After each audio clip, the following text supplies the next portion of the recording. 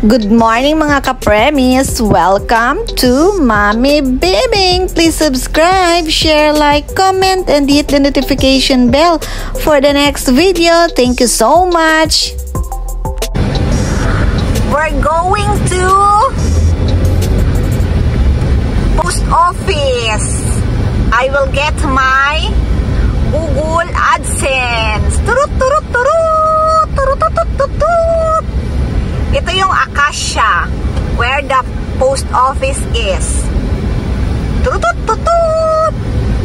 And then that is the Boy Scout. We're here in the Rotunda. And this building is Marco Polo. But sad to say, nag-close during the pandemic and until now is not yet open. And that blue one is Ateneo de Davao University. Yan, yung building na yan. Dati dyan yung mga souvenir shops. Ngayon, ginawa ng condominium.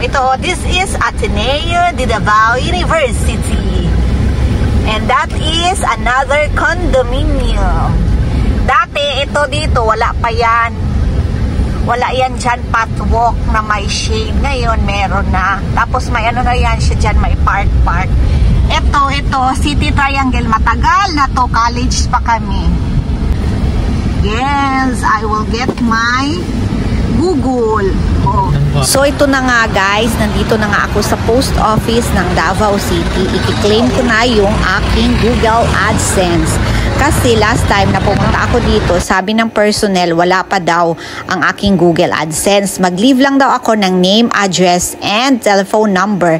So, they texted me na dumating na ang aking Google AdSense. So, nagtanong si Manong Guard kung na-text na ba daw ako. Sabi ko, yes. Na-text na ako ng personnel. Tapos sabi sa door 16 ko daw i-claim yung aking Google AdSense. So, ito na nga guys, ang aking Google AdSense.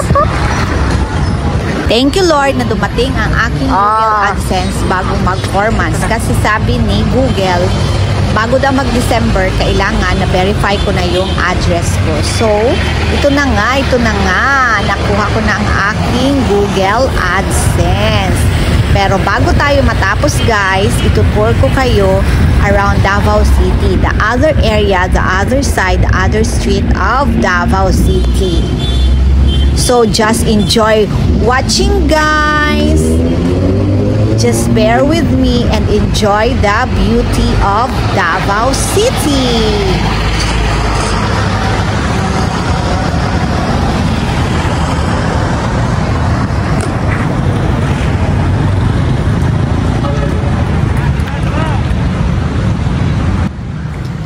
Itong park na ito, hindi pa siya ganito kaganda noon. Pinaganda na nila ngayon. Nilagyan na nila ng mga grass. Tapos may ano na, canopy para hindi ka mabasa or mainitan during walking time. Ay, wala na pala yan, no? Anong nangyari dyan sa video?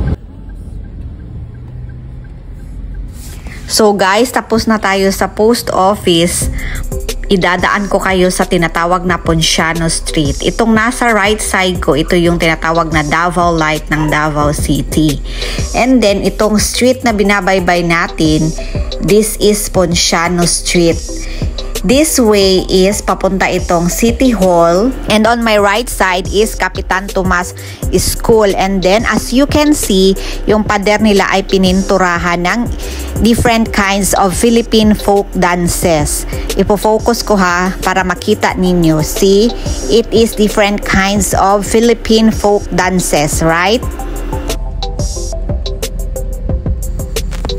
Tapos guys, and on my left side, ito yung tinatawag na University of Mindanao. Tapos, sa left side pa, doon pa sa malayo, mga ilang metro pa, nandun din yung tinatawag na University of Immaculate Conception. mga magkakalapit lang ang school dyan, UM, UIC at saka yung Ateneo de Davao University. So ito yung other side ng Davao City sa Ponciano Street, which is this road going to the City Hall of Davao City. And then this one is tatagos na tayo sa San Pedro Street. Dito, it's not the San Pedro that we know before.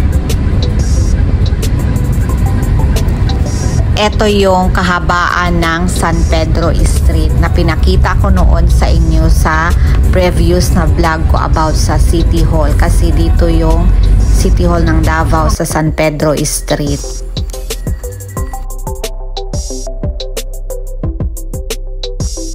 Ito, buong area na ito, Bangkerohan Public Market. Ito sa right, sa left, Bangkerohan yan. Nandito lahat, binabagsak lahat ng klase-klaseng mga paninda. Gulay, prutas, isda, karne, bulaklak dito, binabagsak sa Bangkerohan. At ito yung tinatawag na Bangkerohan River or Bangkerohan Bridge. Tapos alam nyo ba guys, na yung dalawang building na yan, wala pa yan siya dati noon. Mga talahiban lang yan siya dyan dati. Ngayon may mga high-rise building na dito. Ito yung tinatawag na MacArthur Highway. And on my right side, ito yung University of Mindanao, another campus ng UM. At saka and on my left side, ito yung tinatawag na Ateneo de Davao University na elementary at saka high school level lang. Tapos tayo ay papasok sa MTS. Tinatawag na MTS, short for Matina Town Square ng Davao City. Dito may nightlife, dito may live band at saka may different kinds of restaurants nandito. Pero hindi ko muna i-focus sa inyo ang MTS sa sunod na natin na vlog. Hanggang sa muli, sana nag-enjoy kayo sa aking pag-iikot na naman sa Davao City. Thank you for watching.